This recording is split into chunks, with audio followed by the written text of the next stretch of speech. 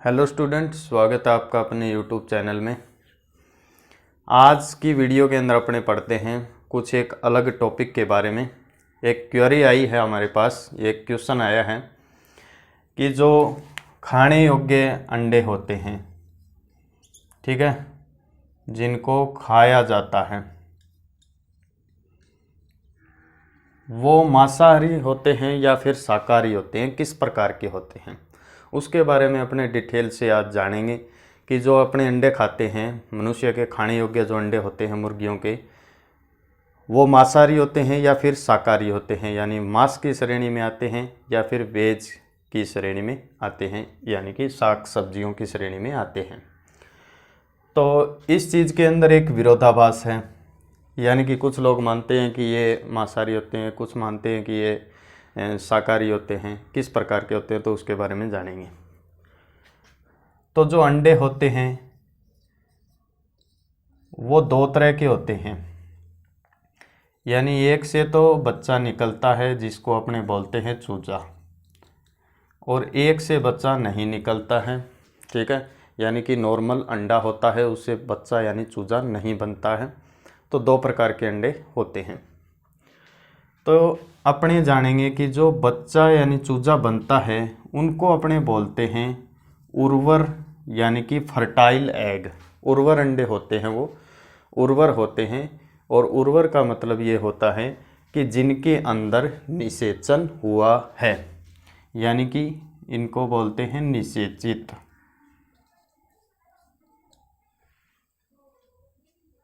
ठीक है, तो ये निषेचित अंडे होते हैं, यानी कि जिनके अंदर निषेचन हुआ है।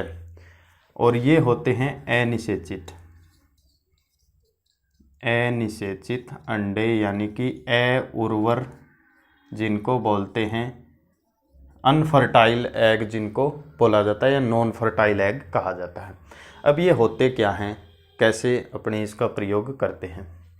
तो जो मुर्गी घर होता है उसके अंदर अलग अलग कॉलम बने होते हैं मुर्गियों के, यानी कहीं पर चूजे रखे जाते हैं, कहीं पर अंडे रखे जाते हैं, कहीं पर ब्रॉयलर होती है यानी मांस वाली, ठीक है, कहीं पर दूसरी जो अंडे देने वाली मुर्गियां हैं, इस प्रकार से उनको रखा जाता है।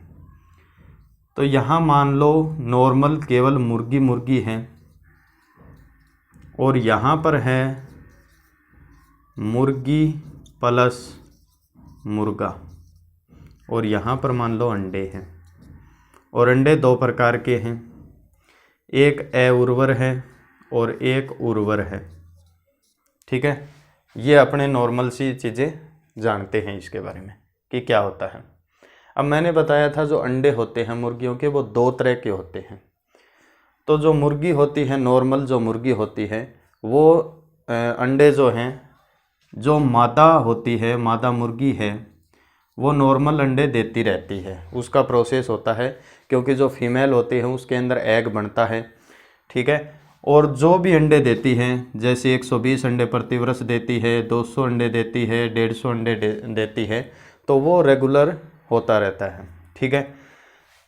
अगर ये मुर्गियां हैं, ओनली मुर्गियां हैं, ये अंडे देती है बिना निषेचन के, यानी इसके अंदर मुर्गा नहीं है, और बिना निषेचन के यानी बिना इंटरकोर्स के, मादा और नर के इंटरकोर्स के बिना अगर जो मुर्गियां अंडे देती हैं उनको अपने खा सकते हैं, वो होते हैं शाकाहारी, क्योंकि उनमें निषेचन हुआ ही नहीं है, और निषेचन नहीं होगा तो बच्चा नहीं बन सकता।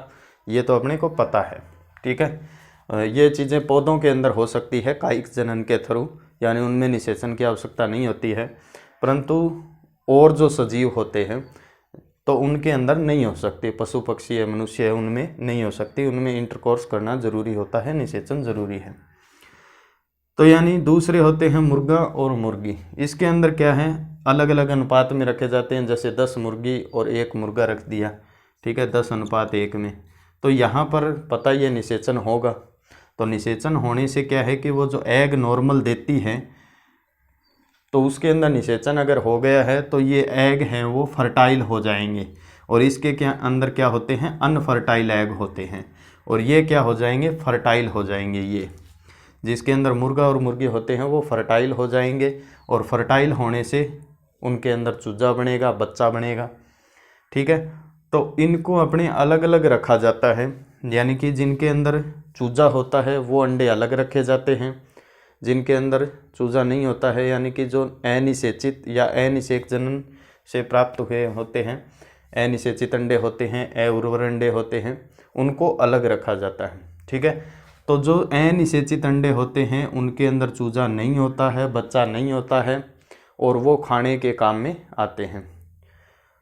तो इसके अंदर क्या होता है, जैसे इस प्रकार से अंडा है और जो उसका मध्य का जो पोर्शन होता है, भाग होता है, पित्तक जिसको कहते हैं, वो धीरे धीरे भ्रूण होता है और वो भ्रूण बड़ा होने लगता है। ठीक है, अगर इसके अंदर निषेचन हुआ है तो, और भ्रूण बड़ा होगा तो जो सारा कुछ एल्ब्यूमिन सिस्टम है वो सारा एक बच्चे के रूप में उसके भोजन में काम आ जाएगा और उससे अंडे के अंदर एक बच्चे का निर्माण होगा। जो अनिषेचित अंडे होते हैं, अउर्वर अंडे होते हैं, उनके अंदर निषेचन तो हुआ नहीं होता है, तो जितना भी मटेरियल इसके अंदर होता है, अंडे की संरचना आप पढ़ोगे, मैंने टॉपिक डाल रखा है अंडे की संरचना, तो उसके अंदर देखोगे तो यानी एल्ब्यूमिन होता है, अलग अलग प्रकार की जर्दी पाई जाती है। तो यानी कि ये जो चीज़ें हैं वो किसी काम तो आती नहीं है फिर, क्योंकि बच्चे का पोषण करने के काम में आती हैं ये चीज़ें। बच्चा इन अंडों में होता नहीं है, तो ये ऐसी की ऐसी पड़ी रहती हैं, जिसे अपने क्या है कि खाने के काम में लेते हैं। ये है प्रोटीन है, वसा है, इसका मुख्य स्रोत होता है, क्योंकि मनुष्य को चाहिए, जैसे प्रोटीन की आवश्यकता होती है उसको 1 किलोग्राम वजन के अकॉर्डिंग 1 ग्राम। ठीक है, यदि मनुष्य का वजन 50 किलोग्राम है तो 50 ग्राम पर डे चाहिए होगा। तो इसके अंदर 1 ग्राम जो होता है उसके अंदर कुछ सब्जियों से, फसलों से चाहिए, दानों से चाहिए, और कुछ जो भाग होता है वो पशु जनित होना चाहिए। ठीक है, तो ये जो मुर्गी का अंडा है वो पशु जनित की श्रेणी में आता है, यानी मांस वगैरह, अंडा वगैरह की श्रेणी में, तो उससे भी अपने को कुछ प्रोटीन चाहिए, तो अंडों से अपने प्रोटीन प्राप्त करते हैं। तो ये एक भ्रम है, एक भ्रांति है कि अंडे जो हैं वो मांसाहारी होते हैं। अंडे मांसाहारी नहीं होते हैं, अंडे शाकाहारी होते हैं। जिनको खाया जाता है वो शाकाहारी होते हैं, परंतु अगर सीधे ही तौर पर अगर उनको खाया जाता है, जैसे ये अंडे अगर खाए जाएंगे तो वो मांसाहारी हैं। ठीक है, जिनके अंदर चूजा होता है, उर्वर अंडे होते हैं, निषेचित अंडे होते हैं, अगर उनको खाया जाए तो वो अंडे सारे क्या होते हैं, मांसाहारी ही होंगे। ये अंडे मांसाहारी होंगे और ये अंडे शाकाहारी होंगे। और जो बाज़ारों में खाने के लिए आते हैं, अपने खाने के लिए जनता को प्रोवाइड किए जाते हैं, तो वो सारे अंडे शाकाहारी श्रेणी में आएंगे।